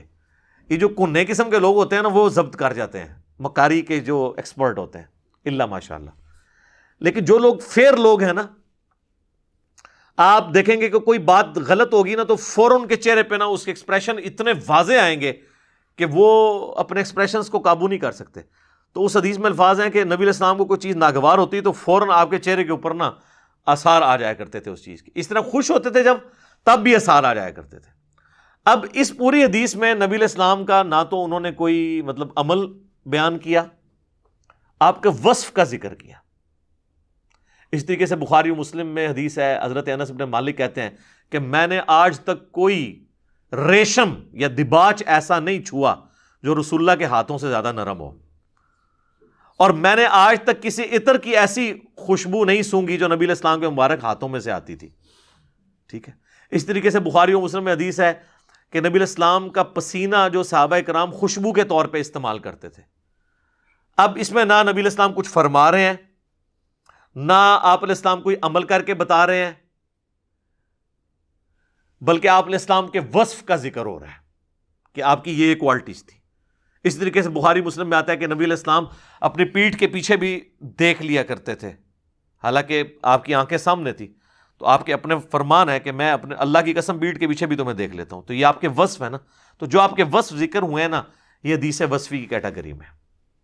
باقی جو آپ علیہ السلام کی نبوت کی غیبی خبریں ہیں کہ یہ مستقبل میں ہوگا، وہ ساری کی ساری حدیثیں پھر حدیث قولی میں ہی فال کرتی ہیں، کیونکہ آپ نے فرمایا ہے نا وہ. تو آگے اب اس کی آگے میں بریفنگ کرتا جاؤں تو میں تو مطلب 2-3 گھنٹے علم حدیث کے اوپر بول سکتا ہوں، لیکن میں آپ کو موٹی موٹی باتیں بتا رہا ہوں تاکہ آپ کو اوورال آئیڈیا ہو جائے حدیث کی کیٹیگریز کے اعتبار سے. تو یہ نبی علیہ السلام کے حوالے سے میں نے بیان کی. اب آپ ایک سٹیپ نیچے آ جائیں، وہ ہے صحابہ اکرام علیہم رضوان. اچھا، یہ لفظ صحابہ بھی درست ہے زیر کے ساتھ اور زبر کے ساتھ صحابہ بھی درست ہے. وہ بھی اب آپ دیکھیں تو صحابہ کا قول، اپنا قول، تو وہ حدیث موقوف کہلائے گی اگر وہ نبی علیہ السلام کا ذکر بیچ میں نہیں کریں گے. حجت ہوگی. جس طرح کہ فضائل صحابہ احمد بن حنبل کی کتاب میں 2 روایتیں ہیں مولا علی سے کہ میری وجہ سے 2 فرقے گمراہ ہوں گے اور میری وجہ سے 2 فرقے دوزخ میں جائیں گے، ایک میری محبت میں غلو کر کے اور ایک میری دشمنی میں غلو کر کے. اب یہ مولا علی نبی علیہ السلام کا ذکر ہی نہیں کر رہے، ڈائریکٹ اپنے بارے میں بتا رہے ہیں، تو ہم اسے کہیں گے حدیث موقوف ہے. اور یہ انڈرسٹوڈ ہے کہ نبی علیہ السلام نے ہی ان کو یہ غیبی خبر دی ہوگی. تو وہ ذکر نہ بھی کریں، چونکہ ان کا سورس آف نالج نبی علیہ السلام ہے، اس لیے اس حدیث موقوف کو بھی ہم حدیث مرفوع کے حکم میں ہی شمار کریں گے. اسی طریقے سے سیدنا ابوبکر صدیق رضی اللہ تعالیٰ عنہ کا قول ہے صحیح بخاری میں، محمد صلی اللہ علیہ وآلہ وسلم کے قرب کو اہل بیت کے قرب میں تلاش کرو. اب اس میں کوئی انہوں نے نبی علیہ السلام سے تو کوئی چیز بیان نہیں کی. اور قربان جائیں، امام بخاری نے اس حدیث کو امہات المومنین کے چیپٹر میں نہیں لیا، حضرت حسن و حسین کے چیپٹر میں لیا. یہ فرق بتانے کے لیے کہ یہاں اس سے مراد حضور کے وہ قریبی لوگ، 5 تن پاک جن کے لیے ہم لفظ استعمال کرتے ہیں احادیث کی روشنی میں، یہ ان کے بارے میں بات ہو رہی ہے. تو یہ اب حضرت ابوبکر صدیق کا اپنا قول ہے، تو یہ حدیث موقوف ہے اور اس میں حدیث قولی ہے، یعنی حضرت ابوبکر کا اپنا قول. تو صحابہ اکرام علیہم رضوان بھی کوئی بات ارشاد فرماتے ہیں نبی علیہ السلام کا ذکر کیے بغیر، وہ بھی دین میں حدیث کے طور پر اسے شمار کیا جاتا ہے. آپ دیکھ لیں امام بخاری اس کو حدیث کے طور پہ لے کے ہیں، اور بعد میں جب حدیث کی نمبرنگ ہوئی ہے تو یہ حضرت ابوبکر صدیق کے قول کو باقاعدہ حدیث کا نمبر دیا گیا. آپ کو پوچھے اس میں تو حدیث کہیں بیان نہیں ہوئی ہے، یہ تو حضرت ابوبکر کا اپنا قول ہے. وہ آپ کے نزدیک حدیث نہیں ہے نا. محدثین تو صحابہ، تابعین، تبع تابعین تک کے اقوال کو بھی حدیث کے نمبرنگ کے ساتھ لیتے ہیں. حدیث کا تو مطلب ہے بات. ہاں، وہ حدیث مرفوع ہے، حدیث موقوف ہے، حدیث مقطوع ہے. اچھا، ایک حدیث مرسل بھی ہوتی ہے. حدیث مرسل یہ ہے کہ کوئی تابعی جو ہے نا، وہ نبی علیہ السلام کا فرمان نقل کرے. وہ حجت نہیں ہوگا جب تک ہمیں پوری سند نہیں ملے گی، کیونکہ اس نے نبی علیہ السلام کا زمانہ نہیں پایا. امام مسلم نے مقدمے میں لکھا ہے کہ تابعی کی مرسل کوئی چیز نہیں ہے جب تک وہ صحابی کا نام ذکر نہ کرے. یار، تابعی کی مرسل کوئی شے نہیں ہے تو بزرگ بابوں کے فرامین کتنے لائی کر دے رہے، انہوں نے کتنے تھی پیش کر دو. یعنی تابعی اگر کوئی بات بیان کرے رسول اللہ کے ریفرنس سے، تو یا تو وہ رسول اللہ کا بھی نہیں نام لیتے، کہتے آواز آئی. بزرگ فرماتے ہیں، ایک اسلامی بھائی کا بیان ہے کہ ان کے ایک جاننے والے بھائی نے خواب دیکھی، یہ پوری سند بیان ہو رہی ہوتی ہے. تو تابعی کی مرسل کوئی شے نہیں ہے تو باقی کڑے کھاتے جنے، باقی تو کوئی شے ہی نہیں کہ انہوں نے ڈسکس بھی کیا جائے. تو صحابہ کے اقوال وہ حدیث موقوف میں حدیث قولی کی کیٹیگری میں فال کرتے ہیں. اچھا، اب حدیث موقوف کی کیٹیگری حدیث فعلی بھی ہو سکتی ہے، کہ یعنی کسی صحابی نے کوئی عمل کر کے بتایا. جس طرح کہ صحیح بخاری میں آتا ہے کہ عبداللہ بن عمر جو ہے نا، وہ حج اور عمرے کے موقع پر مٹھی کے بعد داڑھی کاٹ دیا کرتے تھے. میں نہیں کاٹتا ہوں، لیکن یہ اب یہ حدیث موقوف فعلی ہوئی. اور مزے کی بات ہے عبداللہ بن عمر ان احادیث کے راوی ہیں جن میں داڑھی بڑھانے کا حکم ہے، جو بخاری میں حدیث ہے، مسلم میں بھی ہے، داڑھیاں بڑھاؤ اور مونچھیں پس کرو، یہود و نصارہ کی مخالفت کرو. اور یہ حدیث کا اصول ہے کہ حدیث کے فہم کو سب سے بہتر وہ راوی سمجھتا ہے. اور اس پہ میرا الگ سے بھی ایک ویڈیو ریکارڈڈ موجود ہے کہ عبداللہ بن عمر مطلقاً حج اور عمرے کے علاوہ بھی کاٹا کرتے تھے، کیونکہ سنن ابی داؤد میں حدیث ہے، وہ تابعی کہتے ہیں کہ میں نے عبداللہ بن عمر کو 2 کام کرتے ہوئے دیکھا ہے. ایک تو وہ جب روزہ کھولتے تھے نا تو دعا پڑھتے تھے ذهب الظمأ وابتلت العروق وثبت الاجر انشاءاللہ، اور دوسرا وہ مٹھی کے بعد داڑھی کاٹ دیا کرتے تھے. اس میں تو حج عمرے کا بھی ذکر نہیں، عام حالت میں بھی. اور الموطا امام مالک میں مزید پھر بات کھولی ہے امام مالک نے کہ جس سال عبداللہ بن عمر نے حج یا عمرہ کرنا ہوتا تھا نا، بس صرف اسی سال اپنی داڑھی کو مٹھی سے تھوڑا سا بڑھاتے تھے، اور وہ پھر حج اور عمرے کے موقع پر داڑھی جو بڑھائی ہوتی تھی نا تھوڑی سی، اس کو وہ کاٹ لیتے تھے. وہی سمجھتے تھے کہ جس طرح میں نے سر کا حلق کروایا نا، تو میں داڑھی کو کاٹ کے بھی اللہ کے حضور اپنی حاضری لگواؤں. تو وہ جو داڑھی بخاری میں آتا نا کہ وہ کاٹتے تھے، وہ بڑھائی انہوں نے اسی وقت ہوتی تھی. ویسے تو وہ داڑھی رکھتے ہی مٹھی تھے، کیونکہ نبی علیہ السلام کی اپنی داڑھی بھی مٹھی تھی، قدرتاً نہر تک تھی. ایک ہی حدیث ہے جس کا انہوں نے غلط ترجمہ کیا ہے، سینہ بھرتی تھی، اس میں لفظ ہے نہر تک تھی، سینے کے ابتدائی حصے پہ، تو وہ ایک مٹھی بنتی ہے. اور جن لوگوں نے نبی علیہ السلام کی خواب میں زیارت کی ہے نا، یعنی آج کے زمانے میں بھی صحیح سند کے ساتھ، انہوں نے نبی علیہ السلام کی داڑھی مبارک اتنی دیکھی ہے. ہاں لیکن گھنی پھیلی ہوئی، پورے چہرے کا احاطہ کرنا. تو یہ الگ سے ایک ٹاپک ہو جائے گا. تو یہ عبداللہ بن عمر کا یہ فعل ہے، تو یہ ہم کہیں گے حدیث موقوف ہے اور فعلی ہے. تو موقوفاً روایتوں کے اندر بھی فعلی روایتیں ہو سکتی ہیں کہ صحابہ اکرام کوئی عمل کر کے بتائیں اور آپ اس کو حجت کے طور پہ لیں. اب ایک سٹیپ نیچے آ جائے، تابعین کے اندر تابعین کا کوئی فرمان، وہ بھی حدیث کی نمبرنگ کے ساتھ لکھا جائے گا. ہمارے کربلا والے ریسرچ پیپر کے اوپر تابعین کے اقوال بھی ہم نے حدیث نمبر سے لکھے ہیں. لوگ کہتے ہیں یہ حدیث کیسے ہوگی؟ بھئی محدثین سے حدیث مانتے ہیں، آپ کو نہیں نہ پتا. جس طرح المعجم الکبیر طبرانی کے اندر موجود ہے، ابراہیم نخعی تابعی کا قول ہے، وہ کہتے ہیں بالفرض اگر میں قاتلین حسین میں شامل ہوتا اور قیامت کے دن اللہ مجھے بخش بھی دیتا اور میں جنت میں بھی داخل ہو جاتا، پھر بھی میں جنت میں رسول اللہ کا سامنا نہ کر سکتا کہ کہیں آپ مجھ سے پوچھ ہی نہ لیں کہ تو دنیا میں میرے حسین کے قاتلین میں شامل تھا. تو اب اس کو حدیث کے نمبر کے ساتھ امام طبرانی نے لکھا ہے. اور امام طبرانی کو چھوٹا بندہ نہیں ہے. امام طبرانی جو ہے یہ امام حاکم کے، جنہوں نے المستدرک للحاکم لکھی ہے، ان کے استاد ہیں. تو وہ کہتے ہیں کہ میں یعنی شرم محسوس کرتا. کون؟ ابراہیم نخعی. اب یہ تابعی کا قول ہے، یہ حدیث سے مقطوع ہے اور قول کے طور پہ. اچھا تابعی کا عمل بھی ہو سکتا ہے. ابراہیم نخعی کے بارے میں آتا ہے 96 ہجری میں فوت ہوئے. اچھا ان کی عمر تھوڑی سی ہوئی ہے، یہ 50 ہجری میں پیدا ہوئے ہیں، 96 ہجری میں فوت ہو گئے. Just 46 years. بخاری مسلم میں کئی احادیث ہیں ان سے. تو اور حنفی تو ان کو یعنی اپنا امام مانتے ہیں نا، وہ کیونکہ کہتے ہیں کہ ابراہیم نخعی کی مسند پہ ہی تو آ کے امام حنیفہ بیٹھے ہیں 3 واسطوں کے بعد، تو اس لیے وہ ان کو اپنا امام کے طور پہ مانتے ہیں.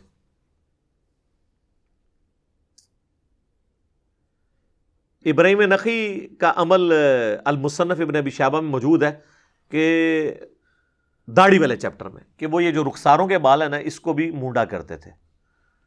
ہم نہیں مونڈتے ہیں، لیکن کسی کے بہت زیادہ گھنے ہو جاتے ہیں اور تنگ کرتے ہیں تو وہ یہ داڑھی میں داخل نہیں ہے. یہ والے بال، داڑھی تو صرف یہ ہے جو نچلے جبڑوں پہ اگتی ہے، داڑھی کی ڈیفینیشن یہی ہے. تو اب یہ تابعی کا عمل ہے، ہم اس کو کہتے ہیں. اس طریقے سے سفیان بن عیینہ کے بارے میں آتا ہے کہ مونچھیں صاف کر دیے کرتے تھے. حالانکہ امام مالک نے الموطا امام مالک میں لکھا ہے کہ یہ مسلح کرنا ہے، لیکن انہی کے پائے کے دوسرے ایک یعنی آپ سمجھ لیں تبع تابعین میں سے ہیں، تو وہ صاف کرتے تھے. ہم اس کے جواز کے قائل ہیں. تو یعنی تابعین کے بھی اقوال، افعال اور ان کے اعمال وہ بھی حجت ہیں دین کے اندر، دین کو ٹرانسفر کرنے کے اعتبار سے. یہ میں نے آپ کو دیکھیں کتنی مثالیں دے دی ہیں نبی علیہ السلام سے، حدیث مرفوع سے، پھر حدیث موقوف، پھر حدیث مقطوع. کئی ایک مثالیں اور بھی دی جا سکتی ہیں. لیکن وہ پھر ایک گفتگو لمبی ہو جائے گی. میں اس گفتگو کو اس حوالے سے سمیٹنا چاہتا ہوں تاکہ آپ کو یہ بات سمجھ آ جائے. اس میں ایک اور بات بھی یاد رکھیے گا کہ بعض اوقات دین کا کچھ حصہ ایسا ہے کہ جو ٹرانسفر ہی حدیث موقوف اور مقطوع سے ہوا ہے. ہمیں مرفوع روایات بہت کم ملتی ہیں، اور یہ اکثر جو اہل حدیث کے اوپر اعتراضات کرتے ہیں نا حنفی، وہ اہل حدیث سے بھی مس ہینڈلنگ ہوتی ہے. انہوں نے ایک رٹ لگائی ہے حدیث مرفوع، حدیث مرفوع. یار حدیث مرفوع ضروری نہیں ہے. آپ اس حدیث کا کیا کریں گے جو جامعہ ترمذی، ابو داؤد اور ابن ماجہ میں ہے، علیکم بسنتی وسنت الخلفاء الراشدین المہدیین، تم پر میری سنت اور میرے خلفاء راشدین کی سنت لازم ہے. تو خلفاء راشدین جو عمل کر رہے ہیں، جس کے اوپر صحابہ کا اجماع ہے، وہ خود سنت ہے. تو وہ حدیث مرفوع نہ بھی ہو، حدیث موقوف اگر کوئی ثابت ہو جاتی ہے حضرت ابو بکر، عمر، عثمان و علی سے، تو آپ نے اس کو ایکسیپٹ کرنا ہے. اور صحابہ باقاعدہ اس کو حجت محدثین نے صحابہ کے اعمال کو بنایا. صحیح بخاری میں 695 نمبر حدیث ہے نا کہ حضرت عثمان سے آ کے ان کے ساتھی عرض کرتے ہیں جب وہ معصور ہو گئے تھے، وہ کہتے ہیں کہ جی مسجد نبوی پہ باغیوں کا قبضہ ہے اور فتنے کا امام ہمیں امامت کروا رہا ہے، ہمیں خدشہ ہے کہ ہم گناہ میں نہ مبتلا ہو جائیں، ہمارے تو امام آپ ہیں، یعنی پولیٹیکل امام بھی آپ ہیں، آپ کی بیعت بھی کی ہے، خلیفۃ المسلمین ہے، اور خلیفۃ المسلمین ہی نمازیں پڑھاتا تھا. تو حضرت عثمان نے کہا کہ نماز ہی تو مسلمانوں میں ایک نیکی کا کام ہے، نیکی کے کاموں میں ان کا ساتھ دو. کن کا؟ بدعتیوں کا. ان کے پیچھے نمازیں پڑھو اور برائی میں ان سے الگ رہو. اس پہ امام بخاری نے باب باندھا ہے بدعتی اور باغی کے پیچھے نماز پڑھنے کا حکم. امام بخاری نے اس سے رزلٹ نکالا ہے کہ حضرت عثمان کا یہ فتویٰ ہے کہ باغی اور بدعتی کے پیچھے نماز درست ہے. تو وہ نبی علیہ السلام کا فرمان تو نہیں تھا، وہ حضرت عثمان غنی کا تھا. تو یہ جو اہل حدیث بعض رٹ لگا تھا حدیث مرفوع، مرفوع ہونا ضروری نہیں ہے. موقوف بھی ہو وہ بھی حجت ہے. ایون مقطوع بھی ہو، مرفوع اور موقوف سے نہ ٹکراری ہو، یعنی صحابہ اور نبی علیہ السلام سے، وہ بھی حجت ہے. تو دین کا کافی سارا حصہ حدیث موقوف سے ٹرانسفر ہوا ہے. مثلا یہ جو حدیث ہے مسند امام احمد میں اور مشکات میں موجود ہے، اب اس کی سند تو کمزور ہے کہ نبی علیہ السلام نے فرمایا کہ اے علی تو میری امت میں عیسیٰ ابن مریم کی مثل ہے. یہودی ان سے دشمنی کر کے گمراہ ہوئے اور عیسائی ان کی شان میں غلو کر کے گمراہ ہوئے. اور پھر مولا علی کہتے ہیں نبی علیہ السلام کے ریفرنس سے کہ میری وجہ سے دو گروہ گمراہ ہو جائیں گے، ایک میری محبت میں غلو کر کے اور ایک میری دشمنی میں. اب یہ حدیث نبی علیہ السلام تک مرفوع ہے لیکن اس کی سند کمزور ہے. لیکن اس کی جو موقوفاً روایت ہے فضائل صحابہ احمد بن حنبل کی کتاب میں، وہ حضرت علی سے ہے، اس کی سند بالکل ٹھیک ہے لیکن وہ مرفوع نہیں ہے. تو پھر ہم یہ دونوں کو جوڑ کے کہتے ہیں کہ یہ حضرت علی نے جو بات جو صحیح سند سے آ رہی ہے یقیناً نبی علیہ السلام سے سنی ہوگی، اگرچہ ہم کوئی سند پروڈیوس نہیں کر سکتے، لیکن چونکہ مولا علی بیان کر رہے ہیں تو وہ اتنے اعتماد کے ساتھ جو چیز بیان کر رہے ہیں، آپ کا سورس آف نالج نبی علیہ السلام تھے. البتہ یہ کلیہ آپ تابعین پہ نہیں لگا سکتے کہ یہ تابعی کا سورس آف نالج جو ہے وہ صحابی ہی ہوگا. نہیں، تابعی کا سورس آف نالج کوئی اور تابعی بھی ہو سکتا ہے، جو ہو سکتا ہے وہ چھپا ہوا منافق ہو جی، یا شیطان سے اس نے کوئی بات سنی ہو. امام مسلم نے مقدمے میں لکھا نا، عبداللہ ابن مسعود کہتے ہیں بعض اوقات شیطان انسانی شکل میں اتر کے لوگوں میں حدیث بیان کرتا ہے، اور لوگ کہتے ہیں ادھر ایک صاحب آئے تھے وہ حدیث بیان کر رہے تھے لیکن ان کا اتا پتہ کوئی نہیں ہوتا، اور وہ پبلک میں عام ہو جاتی ہے بات، اور وہ شیطان پھیلا کے چلا جاتا ہے. یہ جو آج کل کہتے ہیں جی ساڑیاں بھی ایسا حدیثاں گم گیا نے، اللہ کا شکر ہے گم گیا نے، جو کتابیں چاہیے تھے آج تمہیں کیویں دستے سی. ٹھیک ہے نا. تو اسی لیے تو محدثین نے اتنی محنت کی ہے کہ بھائی سند بیان کرنی ہے آپ نے. یار وہ مسلم کا مقدمہ ہے نا، جو یقین کریں آپ کو ٹائم گزرنے کا نہیں پتہ چلے گا، جو میں نے وہ پورا کور کیا ہے اسی ٹاپک کے اوپر کہ امام مسلم نے کس طرح نٹی گریٹیز تک اس ایشو کے اوپر ریزالو کی ہیں، حجیت حدیث کے حوالے سے، اور حدیث میں جس طریقے سے لوگوں نے ملاوٹ کرنے کی کوشش کی اور جو کچھ پرابلمز کھڑے ہوئے. اچھا، اب اسی طریقے سے کسی تابعی کا جو قول ہے، اس کا قول، یہ تو میں نے آپ کو فعل بتائے تھے نا تابعین کے کہ رخساروں کے بال اتارنا. تابعی کا قول اس طریقے سے بھی امام بخاری نے بھی لیا ہے صحیح بخاری کے اندر. امام بخاری نے چیپٹر کی ہیڈنگ کے اندر لیا ہے کہ حضرت امام محمد باقر جو زین العابدین کے بیٹے تھے اور امام حسین کے پوتے، وہ فرض نماز کے علاوہ بھی جو سنتیں اور نوافل ہیں نا، اس کے بعد بھی نا ایام تشریق میں نا پڑھا کرتے تھے، تکبیرات بلند کیا کرتے تھے، اللہ اکبر اللہ اکبر، لا الہ الا اللہ واللہ اکبر، اللہ اکبر وللہ الحمد، یا اللہ اکبر کبیرہ والحمد للہ کثیرہ، کوئی بھی تسبیحات مختلف ہیں۔ تو اب امام بخاری اس چیز کو حجت کے طور پر لے کے آ رہے ہیں کہ امام باقر جو کہ ایک تابعی ہیں، کیونکہ جابر بن عبداللہ سے انہوں نے کئی حدیثیں روایت کی ہیں، صحیح مسلم میں موجود ہے، تو تابعی کا عمل امام بخاری دلیل کے طور پر لے رہے ہیں کہ وہ تو نوافل کے بعد بھی، سنتوں کے بعد بھی تکبیرات بلند کرتے تھے۔ ایک تو وہ ہے نا جو المصنف ابن ابی شیبہ میں مولا علی سے ہے کہ آپ نے جو ہے وہ ہر فرض نماز کے بعد تکبیرات کو بلند کرنا ہے ان ایام تشریق کے اندر، اور بلکہ حج کے دن سے شروع کر دینا ہے، 9 ذی الحجہ کی فجر سے لے کر 13 کی عصر تک۔ اور یہاں پہ جو ہے نا وہ مقطوع روایت بھی لے آئے ہیں، تو یعنی محدثین کے ہاں ان چیزوں کو اس طریقے سے مانا جاتا ہے۔ اچھا، اسی طریقے سے موقوف حدیث میں وصفی حدیث کی بھی آپ کو مثال دے دیتے ہیں۔ امام ابو اسحاق کے بارے میں آتا ہے مصنف عبد الرزاق کے اندر، وہ کہتے ہیں میں نے حضرت علی کی زیارت کی ہوئی ہے، ممبر پہ جب وہ چڑھے تھے میں نے ان کو دیکھا کہ ان کے سر اور داڑھی کے بال سفید تھے۔ اب یہ بات انہوں نے روایت کر کے یہ مسئلہ حل کر دیا کہ سفید داڑھی رکھنا بھی جائز ہے، کیونکہ بخاری مسلم میں حدیث ہے نا، یہود و نصارہ کی مخالفت کرو، وہ داڑھی نہیں رنگتے تم رنگو، تو اس حدیث کا فہم پھر اب یہ لیا جائے گا کہ وہ افضلیت والا معاملہ ہے، ورنہ اگر کوئی داڑھی نہیں رنگتا تو یہ بھی جائز ہے۔ کئی صحابہ کی داڑیاں ہیں وہ نہیں رنگتے تھے، اور بعض اوقات یہ چیز ضروری ہو جاتی ہے کہ نہ رنگا جائے، کیونکہ اس سے کئی ایک فتنے کھڑے ہونے شروع ہو جاتے ہیں، وہ باتیں میں یہاں پہ کرنا نہیں چاہتا۔ تو اب یہ جو حدیث موقوف ہے اور وصفی حدیث ہے مولا علی کے بارے میں، یہ یعنی حجت کے طور پر پیش کی جاتی ہے، اور اس کو پھر ایکسیپٹ کیا جاتا ہے کہ اچھا یار تو دین کا یہ والا ایشو اس حوالے سے ریزالو ہوگا۔ اس قسم کی کئی ایک مثالیں پیش کی جا سکتی ہیں۔ اور یہ جو ہم نے بات جہاں سے سٹارٹ کی تھی، صحیح بخاری کا جو قول سوال میں انہوں نے پوچھا تھا 1390 کہ ولید بن عبد الملک کے دور کے اندر، یعنی آلموسٹ آپ سمجھ لیں 63 ایئرز کے بعد سیدنا عمر کی شہادت کے، یہ آلموسٹ 87 ہجری کا واقعہ ہے، حجرہ عائشہ کی دیوار گر گئی، تو پھر وہ کنسٹرکشن کے دوران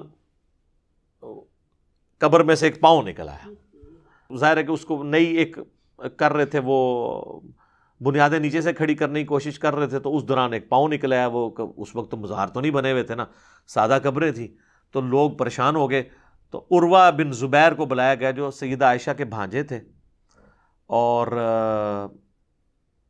اشرم وشرہ کے بیٹے ہیں، لیکن ہے تابعی ہیں، حضرت زبیر کے بیٹے ہیں۔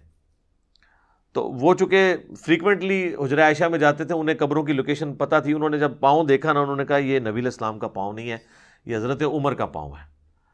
تو وہ پھر پاؤں اندر کر کے تو وہ قبر دوبارہ بنا دی گئی۔ اگر وہ دنیاوی زندگی ہوتی تو حضرت عمر خود ہی پاؤں اندر کر لیتے۔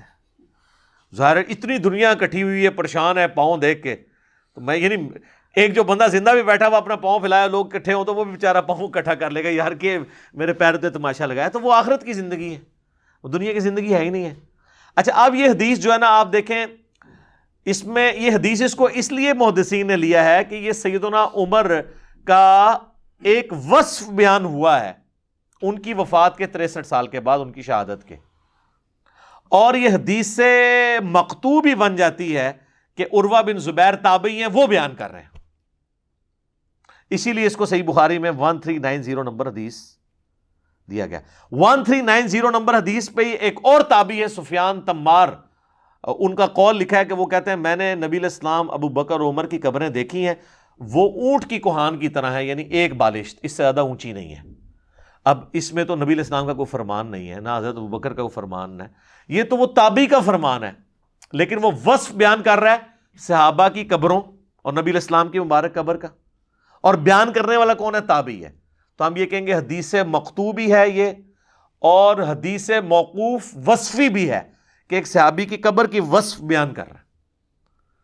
تو یہ میں نے آپ کو کئی ایک مثالیں دی تاکہ آپ کو اس حوالے سے چیزیں سمجھ آ جائیں۔ اب میں اس گفتگو کو کنکلوڈ کرتا ہوں صحیح بخاری کی حدیث کے اوپر۔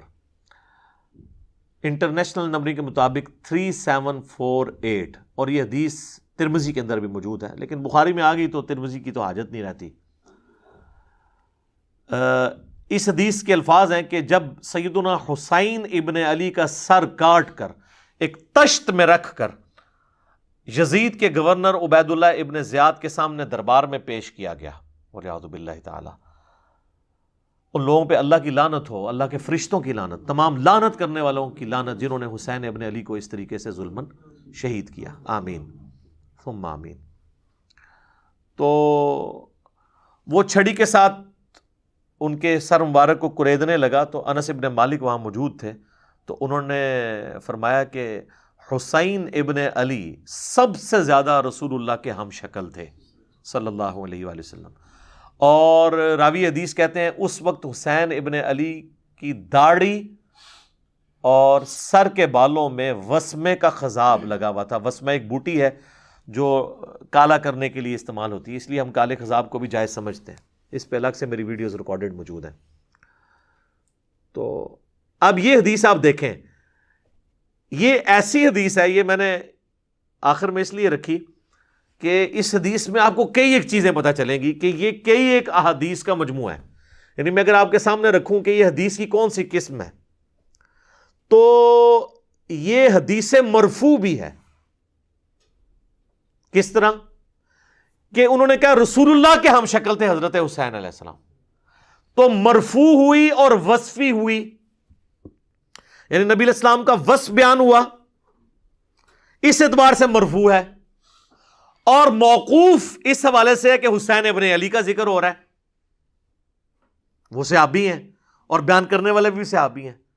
موقوف بھی ہے اور موقوف وصفی بھی ہے کہ حضرت حسین کا وصف بیان ہوا ہے، اور موقوف قولی بھی ہے کہ انس ابن مالک کا اپنا قول بھی ہے۔ تو کئی ایک حدیثیں ایک کے اندر جمع ہو گئی، اور سب سے بڑی بات امام بخاری نے یہاں لکھا ہے حسین علیہ السلام، جو آپ کے مولویوں نے اسلام 360 میں آپ جا کے دیکھ لیں، عربی میں تو لکھا ہوا ہے حسین علیہ السلام، اردو ترجمے میں لکھا ہے حسین رضی اللہ عنہ۔ یہ علیہ السلام کا ترجمہ رضی اللہ عنہ کہاں سے ہو گیا؟ تو یہ کہتے ہیں علماء نے خدمت کی ہے، یہ خدمت کی ہے انہوں نے، یعنی تحریف کر دی ہے، علماء یہود کا کردار ادا کیا۔ ہمیں لوگ پھر کہہ رہے ہوتے ہیں جی وہ ہم نے 3748 کھولی حدیث بخاری کی، علیہ السلام نہیں ملا، کتوں ملنا ہے، مولوی بڑے ہے۔ بھائی اس کو برا نہیں ماننا، ایک مثال کے طور پہ اگر کوئی کنواں ناپاک ہو جائے نا تو صرف وہاں سے 20 ڈول نہیں نکالنے ہوتے، جو کتا گرا ہوا ہوتا ہے نا اس کو بھی نکال کے باہر پھینکنا ہوتا ہے، پھر 20 ڈول نکالنے سے وہ کنواں پاک ہوتا ہے۔ اگر کتا بیچ میں ہی رہے تو آپ 200 ڈول بھی نکالیں، وہ بدبو تو نہیں مرے گی۔ تو مسلم شریف سے، بخاری شریف سے مولانا شریف کو باہر نکالنا ہوگا آپ نے، پھر آپ کو پتہ چلے گا کہ بخاری مسلم میں کیا لکھا ہے۔ کئی لوگ کہتے ہیں جی وہ تو بخاری میں تو یہ لکھا ہوا ہے، وہ پتہ چلتا ہے حاشیے میں لکھا ہوا ہے، وہ مولانا شریف ہوتا ہے، بخاری شریف نہیں ہوتی، وہ مسلم شریف میں مولانا شریف داخل ہوتے ہیں۔ sunna.com اہل حدیث کی ایک سائٹ ہے جس پہ آن لائن کتابیں رکھی ہوئی ہیں ساری، اردو میں اور انگلش میں، اس میں آپ چلے جائیں، بخاری 3748 کھولیں، عربی اور انگلش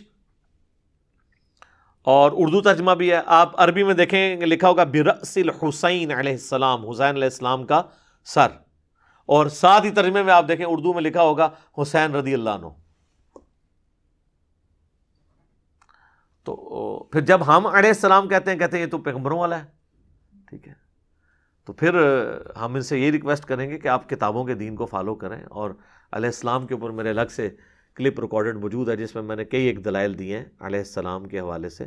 ہم آپس میں تو ایک دوسرے کو علیہ السلام ہی کہتے ہیں، السلام علیکم، نماز میں خود اپنے آپ کو علیہ السلام کہتے ہیں، السلام علینا وعلی عباد اللہ الصالحین، اپنے مرے ہوئوں کو سلام ہی کہتے ہیں جا کے قبرستان کے اوپر، اور قبر رسول پہ کیا عرض کرتے ہیں، السلام علیکہ یا رسول اللہ، پھر کیا رضی اللہ عنہ یا ابا بکر، یا السلام علیکہ یا ابا بکر، السلام علیکہ یا ابا بکر، السلام علیکہ یا عمر۔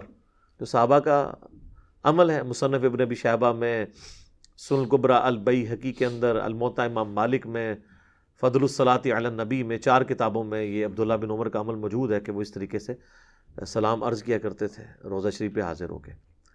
تو یہ میں اس پوری گفتگو کو سمیٹتا ہوں کہ حدیث کا ورڈ قرآن کے لیے بھی یوز ہوا ہے، حدیث کا ورڈ نبی علیہ السلام کے فرامین کے لیے یوز ہوا ہے، حدیث کا ورڈ صحابہ کے فرامین کے لیے یوز ہوا ہے، حدیث کا ورڈ جو ہے وہ تابعین اور تبع تابعین کے فرامین کے لیے بھی یوز ہوا ہے، اور صرف فرامین نہیں، ان کے اقوال نہیں بلکہ ان کے اعمال اور افعال کے لیے بھی، اور ان کے سامنے کوئی عمل ہوا اور انہوں نے اس پہ ناراضگی کا اظہار نہیں کیا اس کے لیے بھی، اور ان کے بارے میں بھی، ان کے وصف کے بیان کے اعتبار سے بھی۔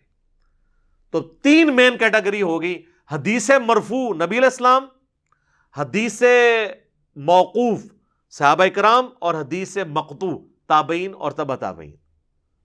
اور پھر ہر کیٹیگری کے اندر چار چار اقسام ہیں، یا تو وہ نبی علیہ السلام کا فرمان ہوگا، یا آپ کا عمل ہوگا، یا آپ کے سامنے کوئی عمل ہوا اور آپ خاموش رہے، اور یا آپ کا کوئی وصف بیان ہو رہا ہوگا۔ حدیث قولی، حدیث فعلی، حدیث تقریری اور حدیث وصفی۔ اور سیم چیز یہ صحابہ اور تابعین کے بارے میں بھی، اور خصوصاً خلفائے راشدین کے بارے میں۔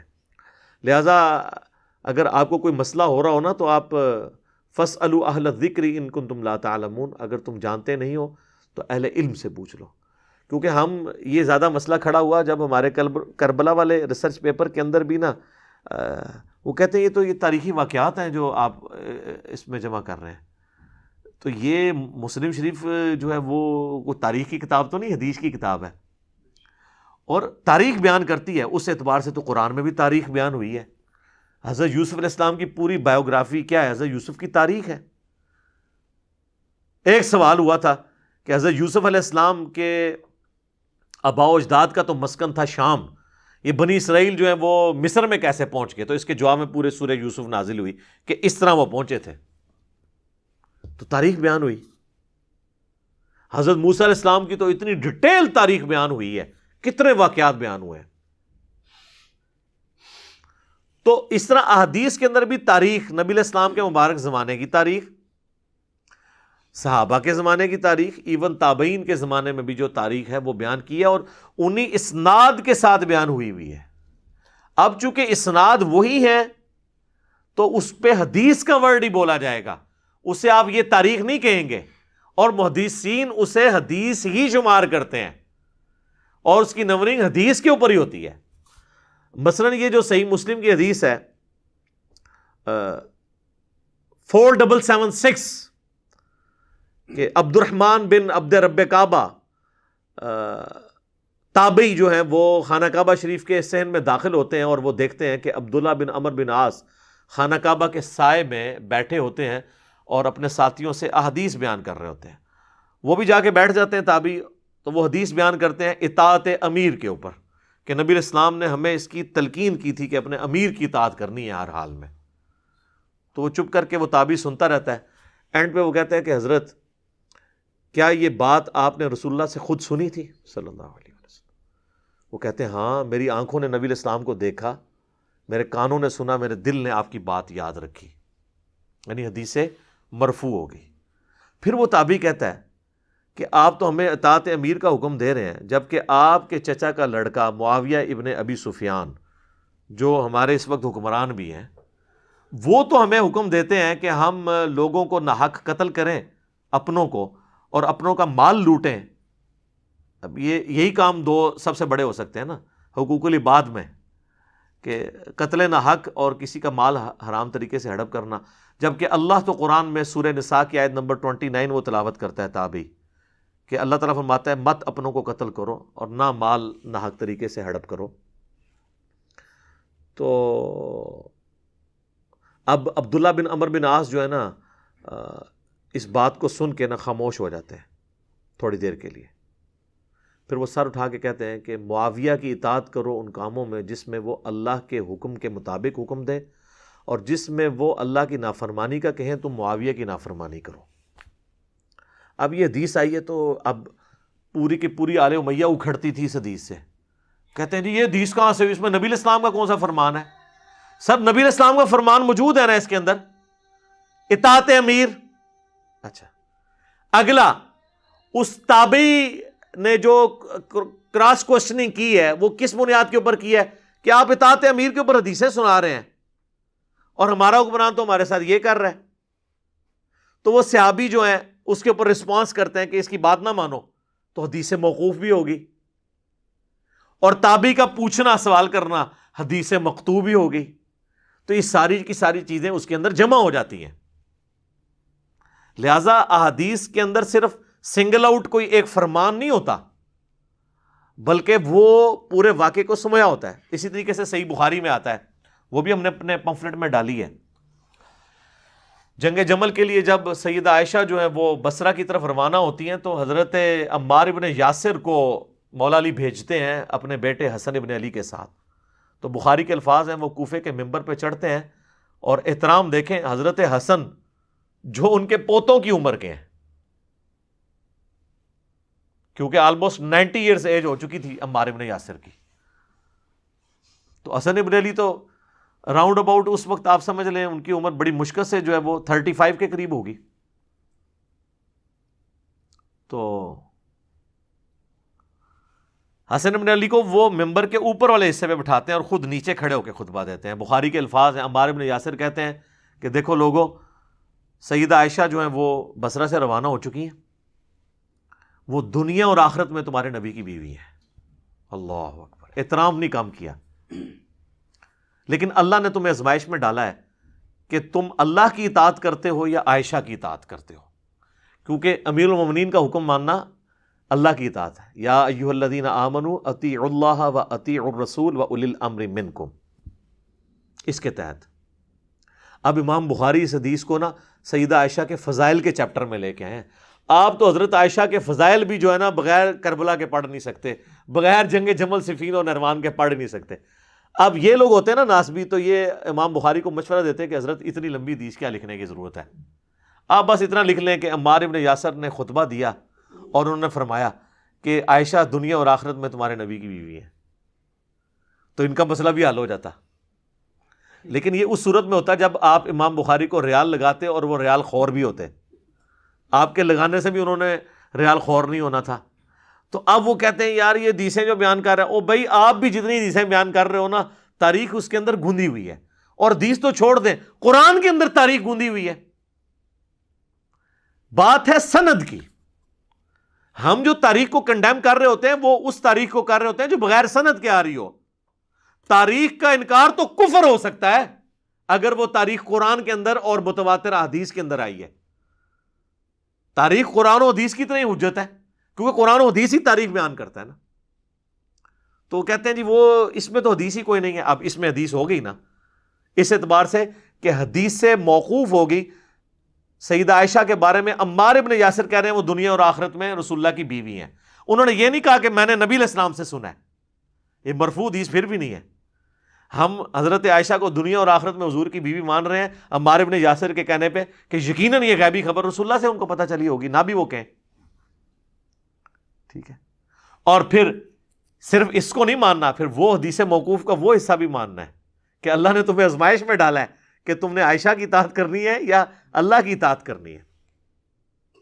تو یہ جتنی بھی احادیث ہیں آپ یہ دیکھیں, موقوف, مقطوع, مرفوع, یہ گندی ہوئی ہوتی ہیں ایک دوسرے کے اندر.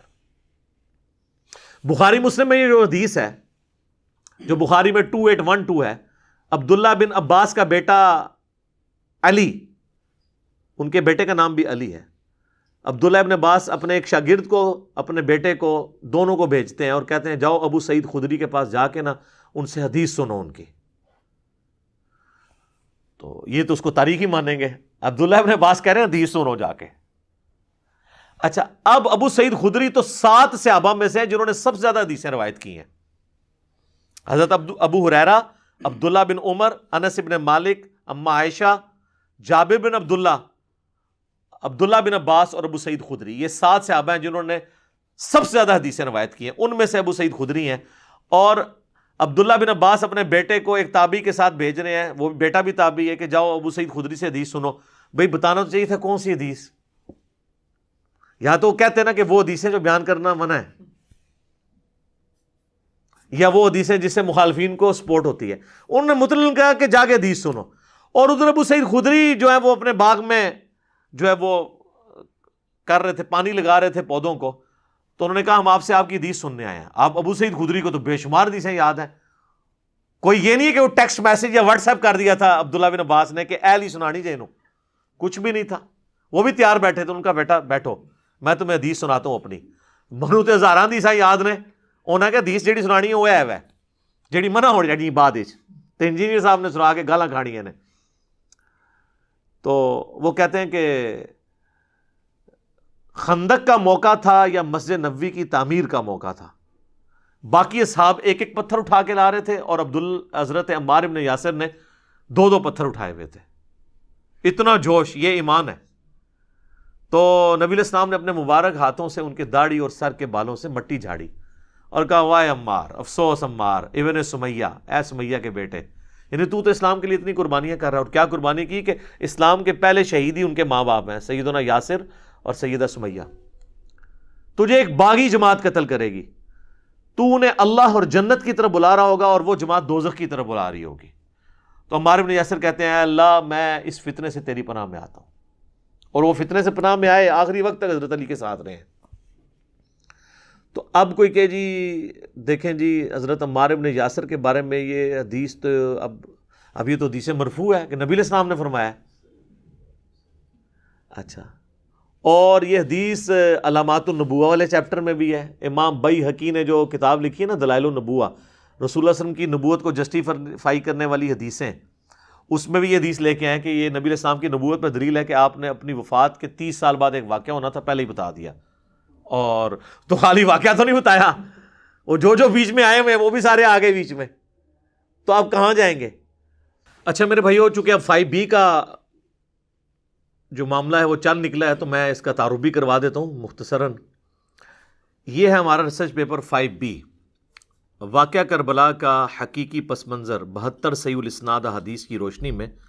72 کا ٹائٹل ہم نے شہدائے کربلا کی نسبت سے لیا ہے، ورنہ احادیث اس میں 200 سے زیادہ ہیں اور اکثر احادیث بخاری اور مسلم سے ہیں. اور بخاری اور مسلم کے علاوہ جو باقی احادیث کی کتابیں ہیں ان میں دور حاضر کے جو بڑے بڑے محدثین ہیں، شیخ البانی، شیخ زبیر لیزئی، شیخ شعیب ارناؤت رحمہم اللہ اجمعین، ان کی تحقیم لگی ہوئی ہے. اور یہ اللہ کے فضل سے سب سے پہلے میں نے عربی میں لکھا، اس کا پھر اردو ترجمہ ہوا، پھر ہندی ترجمہ اور پھر انگلش ترجمہ. اس میں نے بڑے بڑے 6 ٹاپکس کور کیے ہیں اور احادیث لی ہیں. اب تو آپ کو حدیث کا مطلب سمجھ آ گیا ہوگا کہ حدیث کا مطلب ہے کیا. تو کوئی حکمرانوں کی لکھوائی ہوئی تاریخ نہیں ہے آل امیہ اور آل عباس کی. اس میں جو 6 بڑے بڑے ٹاپک کور کیے ہیں ان میں پہلا تھا منہج نبی صلی اللہ علیہ وآلہ وسلم پر قائم خلافت راشدہ کی صحیح مدت کتنی تھی اور خلافت کے اہل حقیقی خلفائے راشدین کون تھے، یعنی سیدنا ابو بکر، عمر، عثمان و علی اور حسن ابن علی رضی اللہ عنہم اجمعین وعلیہم السلام اجمعین.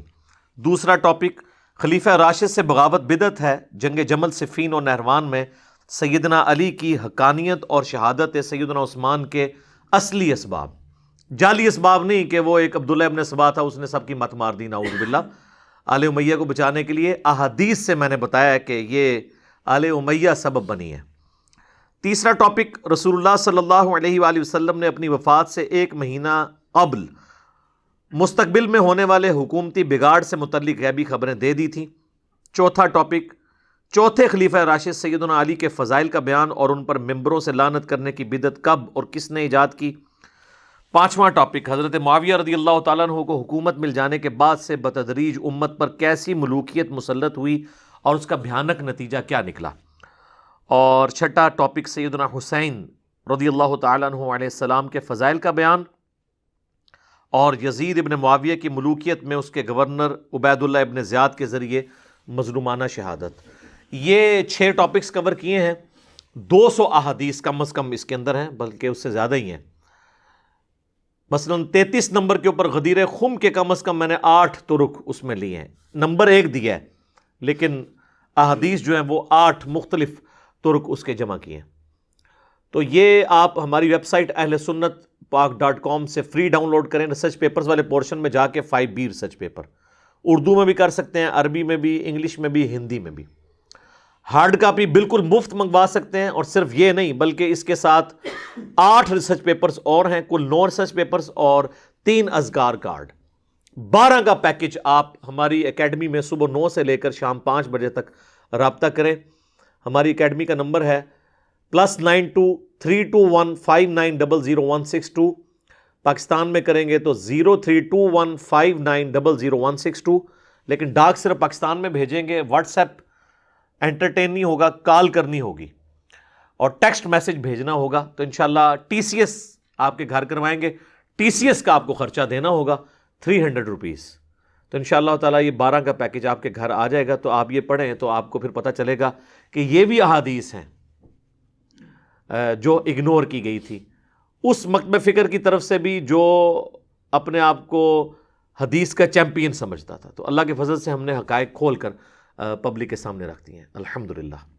تو یہ جتنی حدیثیں ہیں نا یہ تاریخ کے ساتھ گندی ہوئی ہیں. لہٰذا نبی علیہ السلام کا فرمان ہو, صحابی کا فرمان ہو, تابعی کا فرمان ہو, یا ان کے اپنے افعال ہوں, یا وہ کوئی وصف ٹرانسفر کر رہے ہوں, وہ سب کے سب احادیث کی کیٹیگری میں فال کرتے ہیں. اس کے لیے حدیث کا لفظ ہی بولا جاتا ہے. تو میرا خیال ہے اب آندہ انشاءاللہ کوئی پوچھے گا نہیں کہ یہ حدیث نمبر اس کو کیوں لکھا ہوا ہے. میں نے حدیث کا بتا دیا. اور اب آپ اپنے علماء سے پوچھیں کہ وہ بیچارے خود کہاں علم حدیث حاصل کرتے رہے اور آپ کو انہوں نے کیوں نہیں یہ بات بتائی. آپ تو پہلی بار سن رہے ہیں کہ یہ ساری چیزیں احادیث کی کیٹیگری میں فال کرتے ہیں. آپ کی قسمت اچھی ہے کہ اذانیں شروع ہو گئی ہیں, ورنہ تو میں پھر پورا 5B تواڈے کو لگا دینا سی کربلا والا ریسرچ پیپر. تو اللہ تعالیٰ سے دعا ہے کہ جو حق بات میں نے کہی اللہ تعالیٰ ہمارے دلوں میں راسخ فرمائے. اگر جس بات میں میرے منہ سے کوئی غلط بات نکل گئی تو اللہ تعالیٰ ہمارے دلوں سے اسے دھو دے, ہمیں معاف بھی فرما دے, ہمیں کتاب و سنت کی تعلیمات پر عمل کر کے دوسرے بھائیوں تک پہنچانے کی توفیق عطا فرمائے. سبحانک اللہم و بحمدک اشہد ان لا الہ الا انت استغفرک و اتوب الیک وما علینا الا البلاغ المبین. جزاکم اللہ خیرا.